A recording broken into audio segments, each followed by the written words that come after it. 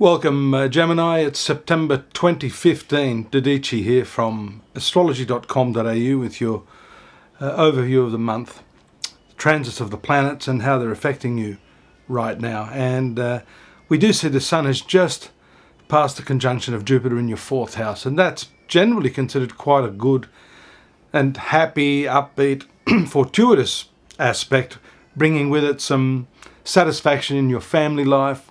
And of course, because Jupiter is the planet associated with your most personal relationships, connection between your family and your marital life, and a feel-good sort of transit. The moon moves through the 12th house in the first few days of the month after its rather erratic start in the sign of Aries, which is your 11th house of friendship. So there could be some sort of problems associated with that, especially with the opposition to Mercury. So you need to be a little bit careful about connecting with those people whom you may have let go of in the past. Are you thinking of giving them a second chance? Well, you maybe need to think again. There'll be some sudden and unexpected shifts and changes in that particular area. Moves into the low-key 12th house. And that happens on the 2nd, then on the 4th it moves into your sun sign, pardon me. And the really important transit coinciding with that, of course, is the retrogression of Venus, a friendly planet to you that has a lot to do with your love affairs, relationships, and that 12th house that I'm talking about. That occurs on the 6th, where it apparently moves forward in its direction. So relationship issues, communications issues that you may have had with someone that you particularly love may start to sorry, my daughter's singing Let It Go, the Disney show. That's like rooms away and you can hear her from here. So if you hear the squealing, it's not any sort of child abuse. It's it's my daughter having some fun there. Sorry, I hope that's not too distracting for you and for me. I was talking about that conjunction of Venus with Mars, the retrogression of that planet in the 3rd house of communication, and the fact that things will start to move forward there. If you've been going through a revision of your relationships, some sort of love affair that you may have had, and that is quite likely a focal point for you this month, because in your 5th house of love affairs, the position of the North Node, which is the karmic point, and Mercury, is also very, very strong. And that opposition from the moon as the month starts to that particular place also focuses a lot of attention on love affairs, relationships, creativity.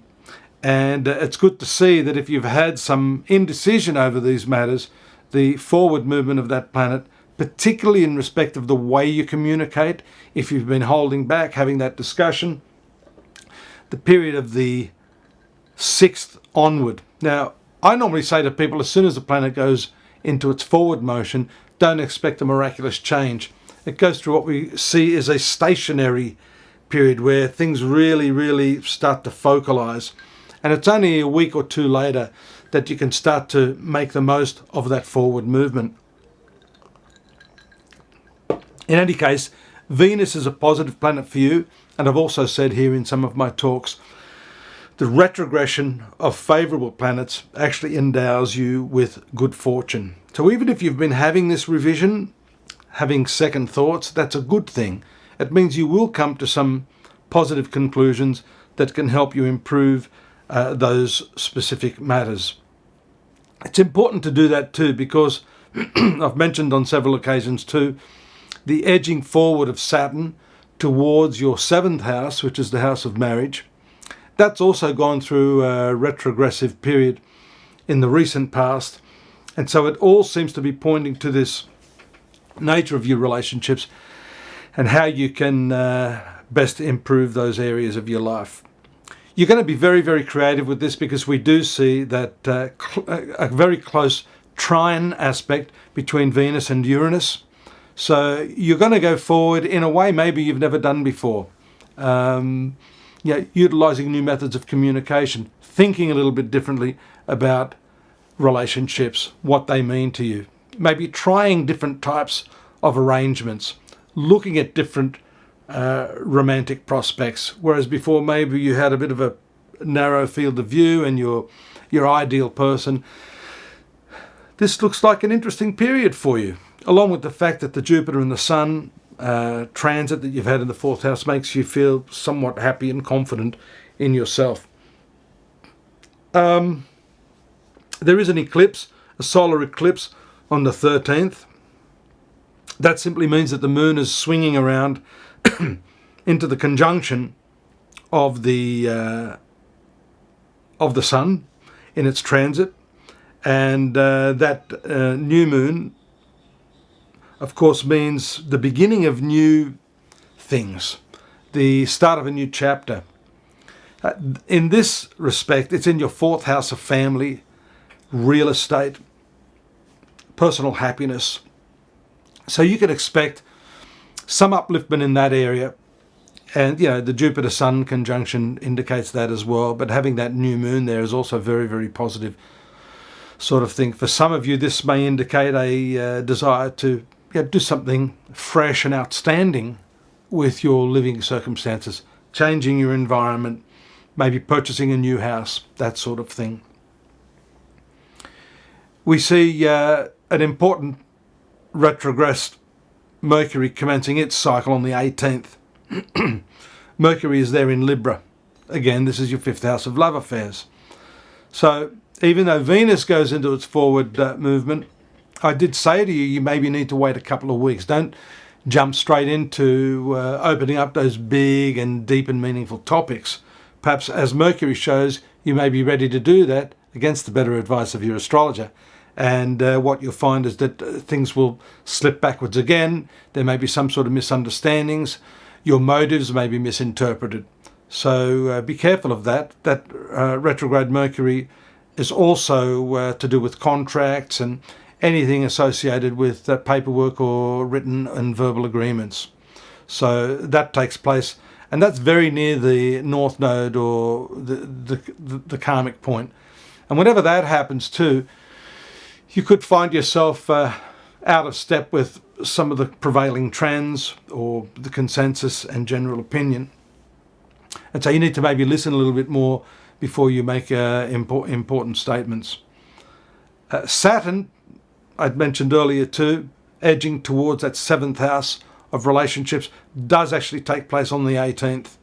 So that's a significant transit, and one that's going to solidify your relationships. In some ways it can make or break them. This is the commencement of a 2.5-year cycle, and it's a serious karmic planet as well, and it shows those areas that you may need to release yourself from. Saturn has to do with fears. It has to do with those areas in life that challenge you, that constrict you, that thwart you from gaining what it is that you want. And moving into your 7th house of relationships, we will obviously be talking about that a lot more over the coming months and years, because when different planets come into aspect to that, we'll see the nature of some of those challenges as time goes by. Mars moves into the sign of Virgo, that 4th house, so you may as well enjoy that domestic bliss. Mars may cause some problems as it moves in there on the 25th. Pluto also goes direct in the 8th house, and this is the trine aspect to that 4th house. So there could be some things you really are wanting to push through. If they don't happen quick enough, maybe someone's going to push you because they see your inner satisfaction as some form of complacency. So you need to be on your best behavior. You need to use your communication skills, especially with that Venus there in the 3rd house, to your best advantage. And hopefully you can sidestep some of the more confrontational circumstances. The last thing is that full moon lunar eclipse, which takes place in Aries on the 28th. So that's also a very, very important one. And it sort of completes the month exactly where it commenced its transits, in the house of social activities, life fulfillment and desires. For some of you, issues with siblings may be a problem, or you may be able to connect with them, whereas in the past you haven't. So do make some efforts in that area. You want to get rid of any problems emotionally that are obstructing you, so you can focus exclusively on those most one-on-one important romantic and personal relationships, such as spouse to spouse. I'll be back next month. Don't forget to join me at astrology.com.au. We've got a more detailed written analysis of the month in focus, and lots of other free stuff there too. Personal readings with me and many of our other psychics, and I hope to see you here again soon. Bye-bye.